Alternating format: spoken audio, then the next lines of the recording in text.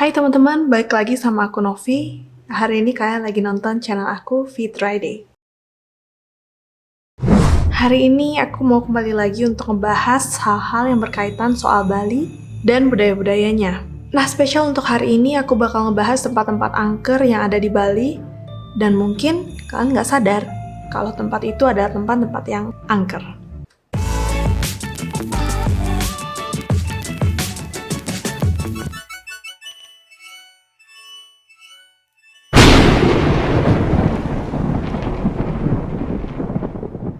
Jadi kita langsung aja ngomongin tempat angker yang pertama, yaitu Penunggun Karang.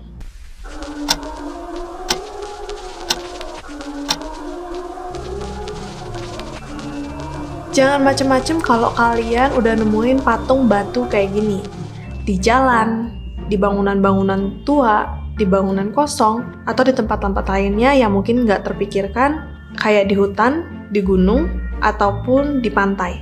Perbedaan paling mencolok Bali dengan daerah lainnya mungkin bisa dibilang karena banyaknya patung batu yang ada di Bali. Sebenarnya aku agak susah nih ngomongin patung batu karena di Bali itu ada namanya sendiri yaitu Pelinggih. Cuman agar lebih gampang untuk mendeskripsikannya, makanya aku pakai terms patung batu di sini. Karena memang bentuknya seperti itu. Nah, makna dari patung-patung ini pun berbeda-beda. Biasanya perbedaannya lebih terlihat dari kain pembungkus ataupun yang terlilit di sekitaran patung-patung batu ini. Kalau yang biasa kalian lewati di jalan-jalan ataupun di rumah-rumah kosong adalah patung-patung batu yang terlilit kain hitam putih atau kain poleng. Kalau kalian sudah melihat kain hitam putih ini menandakan bahwa adanya roh yang dipercaya bersemayam di patung batu tersebut. Dan kain hitam putih yang dililitkan di sekitarnya ini melambangkan keseimbangan yang dipercaya akan menyeimbangkan antara dunia yang kasat mata dan tidak kasat mata. Nah, kalau kalian melihat patung batu seperti ini, itu biasanya disebut sebagai penunggun karang. Nah, penunggun karang ini adalah roh penjaga. Kalau di rumah, ia akan menjaga keluarga yang tinggal di rumah tersebut. Kalau di jalan, ia akan menjaga orang-orang yang lewat atau memakai jalan tersebut. Nah, kalau kalian ngeliat atau ngelewatin penunggun karang ini, kalian bisa membunyikan bel kalian, terutama di malam hari. Dan jangan sekali-sekali berbuat aneh-aneh di sekitaran penunggun karang ini seperti membuang sampah, berkata kasar ataupun jorok, apalagi sampai kencing di sekitaran penunggun karang ini. Jangan ya. Kalau kalian sedang datang bulan pun, jangan berada di dekat kawasan penunggun karang ini atau di sekitaran penunggun karang ini. Karena hal-hal yang kalian lakukan itu bisa mengotori kesucian dari penunggun karang ini.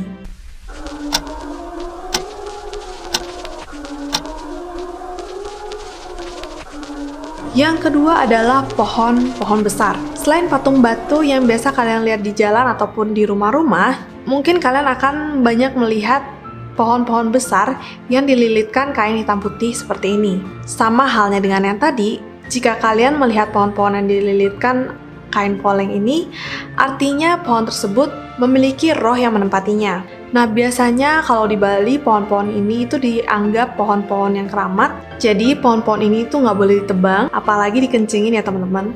Nah, kalau misalnya kalian lagi di Bali, terus kalian kebelet nih pipis atau kebelet buang air kecil, mending kalian nyoba untuk pinjem restroom atau toilet yang ada di convenience store atau kayak Alfamart atau Indomaret yang terdekat. Dan jangan malah kencing di jalan, apalagi di pohon-pohon besar. Apalagi yang udah dililitin sama kain poleng kayak gini. Oh iya, deket pohon bambu juga jangan ya.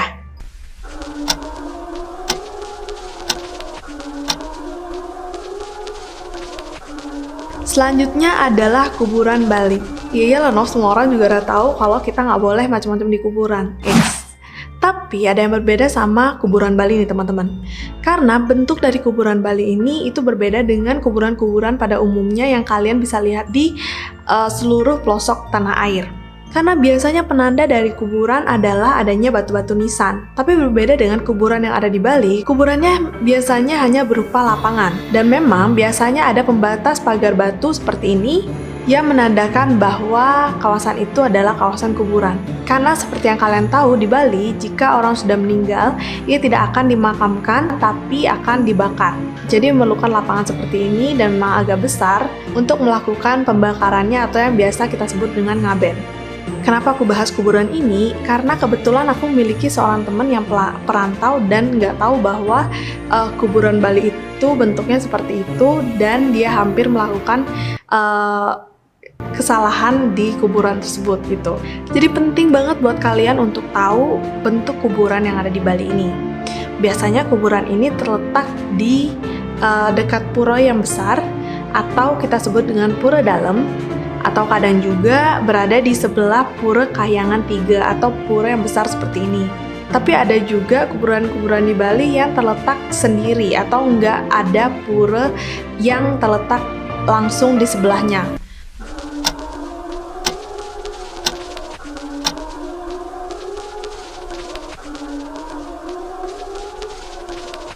Yang keempat adalah tempat-tempat yang memiliki banten. Jadi untuk teman-teman yang ada di luar Bali, mungkin kalian mengenalnya dengan sebutan sesajen. Untuk kita orang Bali, itu kita menyebutnya dengan nama banten, atau yang memiliki bunga seperti ini itu dengan nama canang.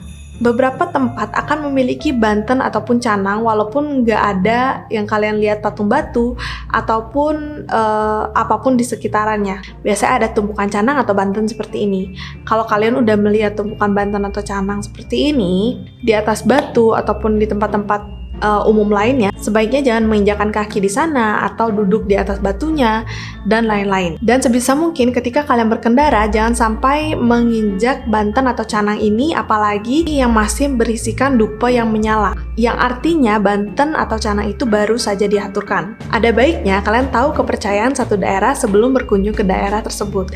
Jadi ketika kalian pergi ke Bali, nantinya kalian bisa berhati-hati setelah tahu hal-hal atau tempat-tempat yang angker seperti ini, sehingga kalian bisa terhindar dari kemalangan atau sakit penyakit yang tidak terduga. Apa aja sih yang biasanya kalian tidak boleh lakukan di tempat-tempat angker di Bali ini? Yang pertama, pasti aja berbuat kotor, keasusilaan, membuang sampah sembarangan, kencing, ataupun ketika kalian menstruasi. Jadi wanita yang sedang menstruasi atau menyusui di Bali itu akan dianggap sedang kotor. Jadi jangan masuk ke tempat-tempat seperti kuburan ataupun mendekati tempat-tempat yang aku sebutkan tadi, dan jangan juga mendekati pura. Selain itu, hindari juga bepergian di jam-jam seperti jam 12 siang, 6 sore, 12 malam, ataupun 6 pagi.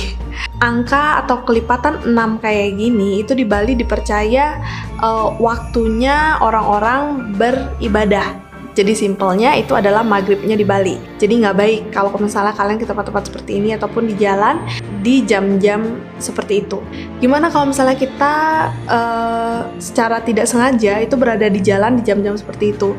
Sebenarnya nggak apa-apa guys, cuman tetap memperhatikan dan menghormati keadaan di sekitar.